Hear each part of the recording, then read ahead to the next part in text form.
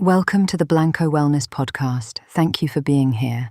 Take a breath, settle in, and let's talk today about the conversation that shapes more of your daily experience than almost anything else, and that you have more power over than you might realize. There is a voice you will hear more than any other throughout your life. Not a parent's voice, not a partner's, not a friend's. Yours. The ongoing internal commentary that accompanies every experience, every decision, every moment of difficulty, and every moment of possibility. Most people have never consciously examined this voice. They take it as a direct report on reality rather than what it actually is, a habit of interpretation, shaped by history and repetition, and one that can genuinely be changed. Here is something worth sitting with honestly. If you spent an entire day with someone who commented on every mistake you made, reminded you consistently of your shortcomings, dismissed your efforts before they had a chance to land, and met every setback with the firm conviction that it was evidence of something fundamentally wrong with you, how long would you tolerate that companion? Not long. And yet many people sustain exactly this quality of relationship with their own inner voice, not because they have chosen it, but because the pattern became automatic so long ago that it stopped feeling like a choice at all. The way you speak to yourself matters, not in a vague inspirational sense, but in a genuinely practical one. Thoughts repeated consistently become beliefs. Beliefs shape behavior. Behavior produces results. The person who rehearses the story that they are not capable enough tends to stop before the attempt.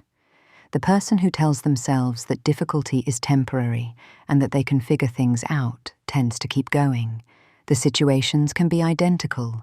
The outcomes diverge because the inner conversation steered different actions long before the results appeared.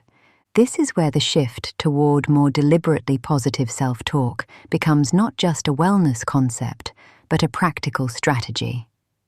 Not manufactured positivity, not the pretense of feeling fine when you do not the performance of confidence you do not have. Something more honest and more useful than that. The conscious choice to speak to yourself the way you would speak to someone you genuinely want to see thrive. When a close friend makes a mistake, you do not catalogue their failings or question their fundamental worth. You acknowledge the difficulty, remind them of their capacity, and encourage them forward. That same quality of voice, honest, warm, genuinely believing in the person, is available to you as your own inner companion, if you choose it.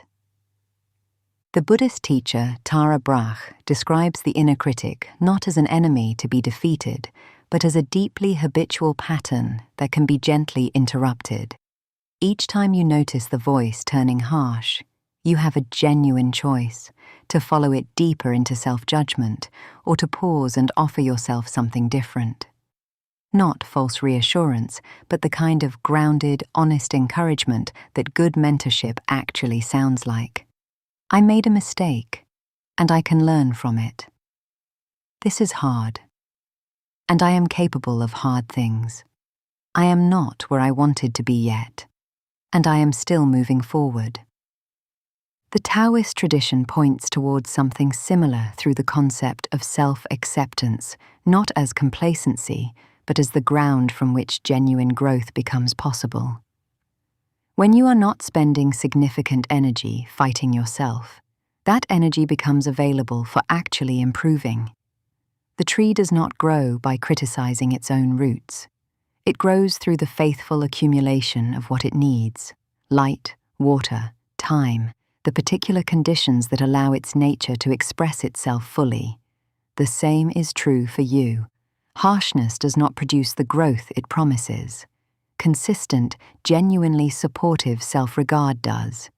What does this look like in practice?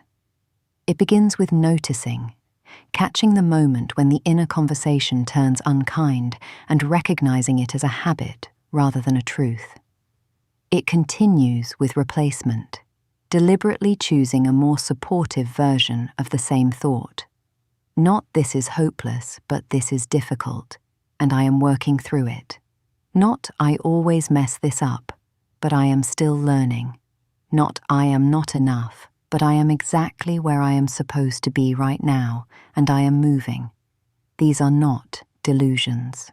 They are honest, and they are considerably more useful than the alternative.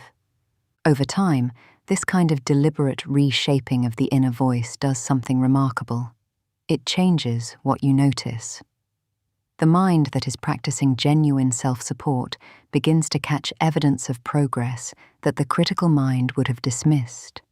Small wins accumulate. Resilience builds.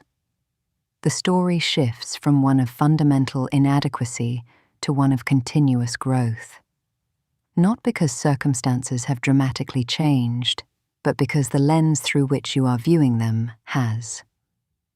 As we close today, I want to leave you with something specific to try. For the rest of today, every time you catch the inner voice being harsh, every time it says you're not good enough, or reminds you of a failure, or dismisses your effort, pause and offer yourself one genuinely kind and honest thought instead. Not a grand affirmation, just one true, supportive thing. Something you would say to someone you loved. Say it to yourself. You are listening every single day. Make sure what you are hearing is something worth listening to. Thank you for being here with me today. Until next time, be well.